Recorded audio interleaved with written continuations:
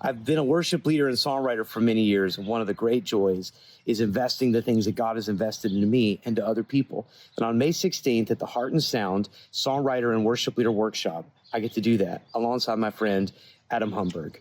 This is a great opportunity for you to work on the skills that God has given you, build relationships, worship together, and continue to grow in the things of God. So this is in La Crosse, Wisconsin. So if you're in the area, you can register. It's free at reachdbm.com/Heart and Sound. We'll see you there.